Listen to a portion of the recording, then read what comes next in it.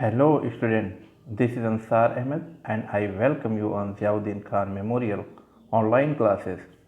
Today I am discussing about syllabus of SST. You know social study has 4 units जिसमें आप सब लोग जानते हैं कि सोशल स्टडी की 4 यूनिट है। Number 1 India and the contemporary world, number 2 contemporary India, number 3 democratic politics, number 4 understanding economic developments. Dear students, syllabus का जानना बहुत ही ज़रूरी है। इसलिए ज़रूरी है कि अगर आपको सिलेबस नहीं मालूम तो आपको ये पता नहीं होगा कि आपकी बाउंड्री है कहाँ तक है, आपको जाना कहाँ तक है। अगर आपको ये पता चल गया कि मुझे यहाँ तक जाना है, मेरी बाउंड्री ये है, तो आपको पढ़ने में इंटरेस्ट रहेगा। तो फर्स्ट ऑफ ऑल हम सिलेबस के बारे में डिस्कस करते हैं, और जो मैंने सीबीएसई के ऑफिशियल वेबसाइट से डाउनलोड किया है, आप लोग इसको ध्यान से देखिए। आपको ये मालूम है कि सोशल स्टडी की 4 यूनिट है और वो 4 यूनिट पढ़ना मस्ट है, और सभी यूनिट के जो मार्क्स हैं वो इक्वल हैं, बराबर हैं। जो चारों यूनिट्स हैं 20-20 सभी के मार्क्स क्लियर हैं कि 20 मार्क्स इसमें आएंगे, मिलेंगे आपको। यानी हर यूनिट्स पर ध्यान देना है। जैसा कि आपको 9th में भी बताया गया है, पढ़ाया भी गया है कि 4 यूनिट्स उसमें भी थी और 10th में भी यही यूनिट्स है। ठीक है, तो अब आप देखें, इसको देखते हैं। देखिए स्क्रीन पर है, दिया है। जो पहले यूनिट्स है India and the contemporary world second, इसमें जिसे हम हिस्ट्री से जानते हैं, आप लोग हिस्ट्री से वाकिफ़ हैं, हिस्ट्री से वेल नोन है कि हिस्ट्री क्या होती है। लेकिन यहाँ जो हिस्ट्री है वो यूरोप की है, और यूरोप की हिस्ट्री 9th में भी पढ़ाया गया था, है ना। इसमें एक चैप्टर आपको इंडियन हिस्ट्री मिलेगा, अभी आपको बताएंगे आगे क्या है। लेकिन आप पहला चैप्टर देखिए, the rise of nationalism in Europe. इसमें जो आपका चैप्टर फर्स्ट है वो the rise of nationalism in Europe. और इस सिलेबस के तहत, इस सिलेबस से जो आपको बताया गया है, इस चैप्टर में जो पढ़ना है, आपको फोकस करना है, वो पॉइंट्स बताए गए हैं। जैसे the rise of nationalism in Europe में पहला पॉइंट है the French revolution and the idea of nation.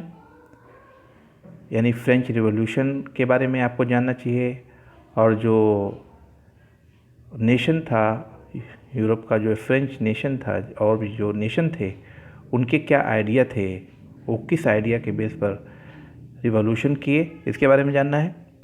The making of nationalism in Europe, Europe में नेशनलिज्म कैसे बढ़ा, कैसे उनके अंदर आया, वो आप देखेंगे। द एज ऑफ रिवॉल्यूशन, उसका पीरियड क्या है, कब से कब तक जो रिवॉल्यूशन चलता है, नेशनलिज्म जो पैदा होता है, वो उसका पीरियड दिया हुआ है।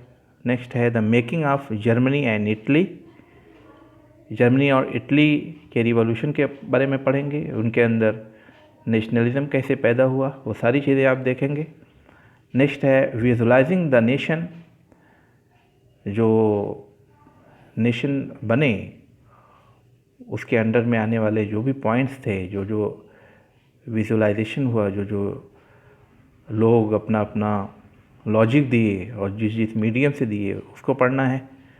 नेशनलिज्म एंड इम्पीरियलिज्म, आप दोनों में डिफरेंस जानेंगे। नेशनलिज्म क्या होता है और इम्पीरियलिज्म क्या होता है, दोनों में काफ़ी डिफरेंस है students.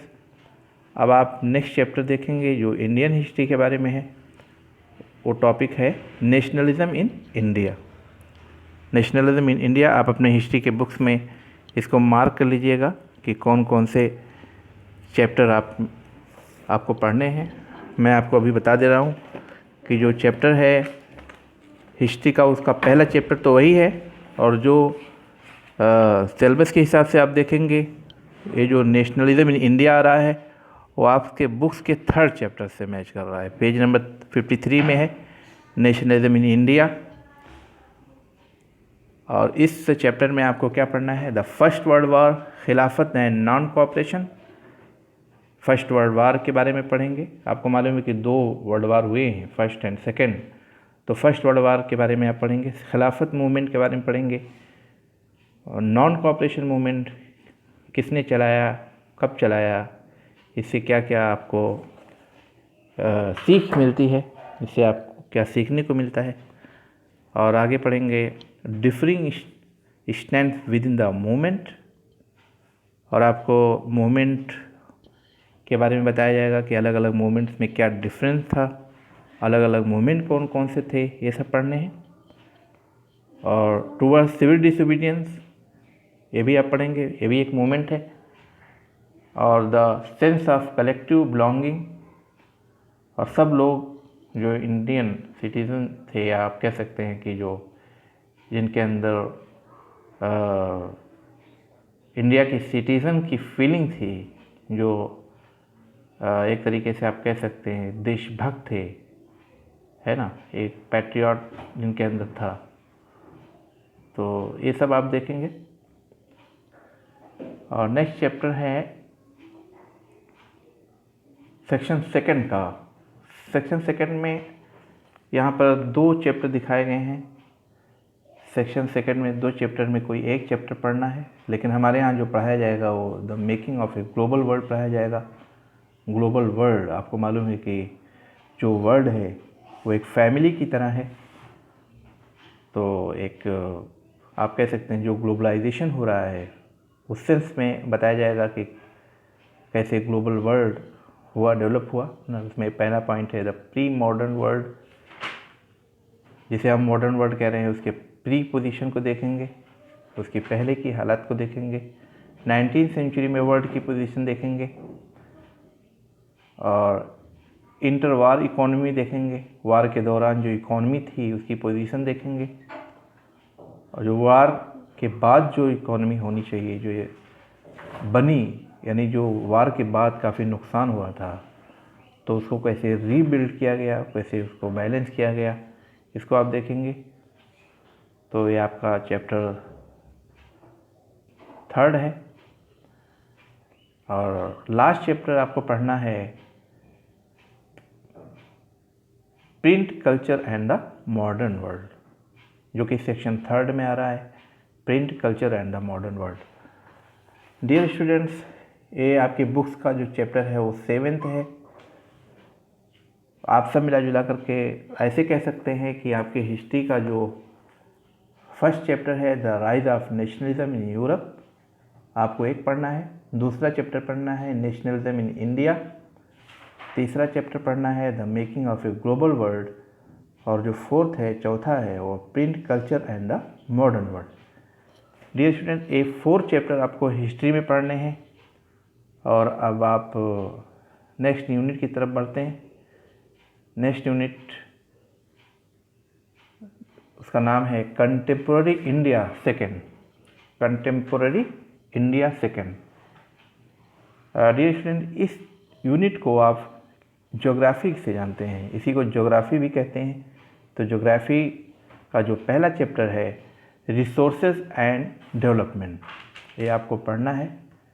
Resources and development, resources क्या होते हैं वो आपको बुक्स में पॉइंट मिलेगा। Types of resources, development of resources, resource planning in India, land resources, land utilization, land use pattern in India, land degradation and conservation measures, soil as a resources, classification of soils, और soil erosion and soil conservation. ये आपका पहला chapter है, first chapter है geography का, resources and development. ये बहुत ही important है, आपको ये चैप्टर पढ़ने ही पढ़ने हैं। लेकिन CBSE ने आपको कंसेशन भी दिया है कि आप जो सेकंड चैप्टर है और थर्ड चैप्टर है ये आपको नहीं पढ़ने हैं, क्योंकि ये आपके पीरियडिक टेस्ट के लिए इम्पोर्टेंट है। आपका जो एनुअल बोर्ड का एग्ज़ाम होने वाला है, आप 2020 और 21 के बैच में रहेंगे। सेशन आपका यही है 2020 और 2021। तो इस सेशन में आपको फॉरेस्ट एंड वाइल्ड लाइफ नहीं पढ़ना है, ये चैप्टर पीरियडिक टेस्ट के लिए है। और वाटर रिसोर्सेज ये भी आपको पीरियाडिक टेस्ट के लिए ही पढ़ना है, आपको एनुअल एग्ज़ाम के लिए नहीं पढ़ना है। और आपको ले चलते हैं अगले चैप्टर की तरफ। चैप्टर 4 एक ज्योग्राफी का बहुत इंपॉर्टेंट चैप्टर है। आपको इसमें फार्मिंग के टाइप पढ़ने हैं, आपको क्रॉपिंग पैटर्न पढ़ना है, आपको मेजर क्रॉप पढ़ना है और टेक्नोलॉजिकल एंड इंस्टीट्यूशनल रिफॉर्म पढ़ना है, impact of globalisation on agriculture. Dear student, ये जो चैप्टर है एग्रीकल्चर, ये सब इसी में आते हैं। ये जो पॉइंट्स जो बने हुए हैं इसी चैप्टर में ही आते हैं। अब आपको चैप्टर 5 देखना है। 5 चैप्टर का नेम है मिनरल्स एंड एनर्जी रिसोर्सेज, और इस चैप्टर में जो पॉइंट्स हैं वो दिए हुए हैं, साफ साफ बिल्कुल क्लियर है। उसको आप टू द पॉइंट पढ़िएगा, उसको हम बताएंगे एक एक करके। जो भी पॉइंट्स हैं सब एक एक करके उसका डिस्कशन करेंगे, उसको आपको ध्यान से देखना है और इसको देख सकते हैं, स्क्रीनशॉट ले सकते हैं, इसको पढ़ते चले जाइए। जैसे what is minerals, mode of occurrence of minerals से आप वाकिफ़ ही हैं, पहले से वेल नोन है, आप जानते हैं।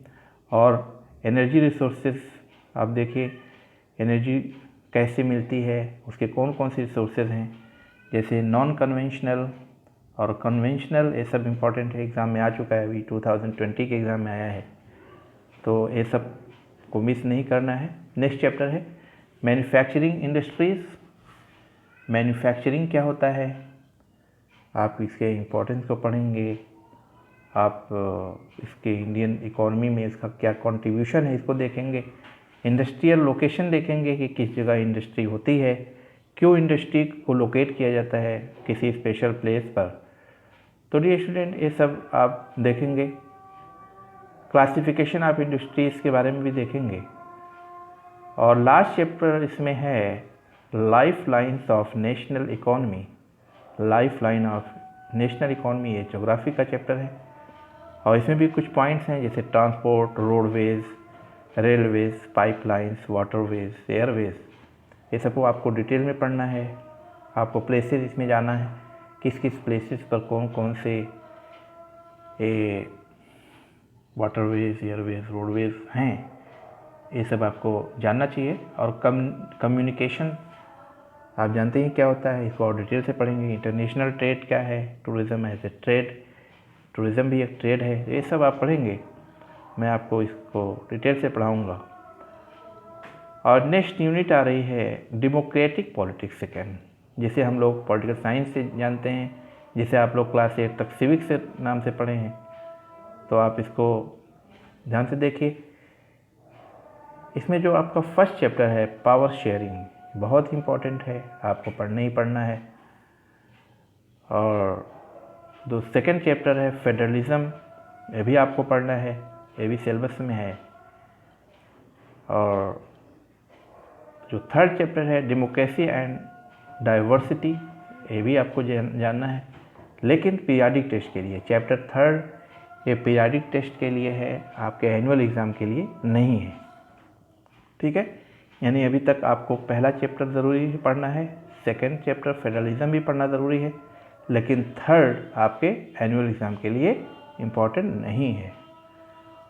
और जो फोर्थ चैप्टर है ये इम्पॉर्टेंट है, ये आपको पढ़ना ही पढ़ना है, जेंडर, रिलीजन एंड कास्ट, ये आपको पढ़ना ही पढ़ना है। और आगे चैप्टर जो आ रहा है chapter 5 popular struggle and movement, ये आपके एनुअल एग्ज़ाम के लिए इम्पॉर्टेंट नहीं है, ये आपके सिलेबस में नहीं है, आपको पीटी के एग्ज़ाम के लिए है। और चैप्टर 6 पॉलिटिकल पार्टीज़, ये बहुत इम्पॉर्टेंट है, ये भी आपके एग्ज़ाम के लिए इम्पॉर्टेंट है, ये पढ़ना ही पढ़ना है। और chapter 7 outcomes of democracy, democracy का क्या रिज़ल्ट है, ये भी आपको पढ़ना है, ये भी एग्ज़ाम में आएगा, श्योर आएगा। लेकिन जो लास्ट चैप्टर है चैलेंजेस टू डेमोक्रेसी, ये इम्पॉर्टेंट नहीं है, ये पीटी के लिए है, ये आपके सिलेबस में, एनुअल सिलेबस में नहीं आएगा। तो आप सब मिला जुला कर ऐसे कह सकते हैं कि chapter first, chapter second, chapter 4, chapter 6 और चैप्टर 7 ये आएगा और बाकी नहीं आएंगे। यानी चैप्टर 3 नहीं आएगा, चैप्टर 5 नहीं आएगा और चैप्टर 8 नहीं रहेगा इस सिलेबस में। अब आपको ले चलते हैं लास्ट यूनिट की तरफ, जिसे आप जानते हैं अंडरस्टैंडिंग इकोनॉमिक डेवलपमेंट। आपका ये लास्ट यूनिट है और डियर स्टूडेंट्स, इसमें सिर्फ एक चैप्टर नहीं पढ़ना है, बाकी सभी पढ़ने हैं। इसमें development, sector of Indian economy, money and credit, globalisation and the Indian economy, ये सब पढ़ना है। लेकिन जो लास्ट चैप्टर है कंज्यूमर राइट्स, ये आपको नहीं पढ़ना है। इसलिए अपने माइंड में ये सब ध्यान रखिएगा। इस सिलेबस में क्या पढ़ना है क्या नहीं पढ़ना है अपने बुक्स में मार्क कर लीजिएगा। और ये मेरा फर्स्ट वीडियो है और इसके बाद मैं सेकंड वीडियो में आपको पॉलिटिकल साइंस पढ़ाऊँगा। और पॉलिटिकल साइंस में जो टॉपिक रहेगा वो रहेगा पावर शेयरिंग। तब तक के लिए मैं आपसे परमिशन ले रहा हूँ। मिलते हैं नेक्स्ट वीडियो में। थैंक्स।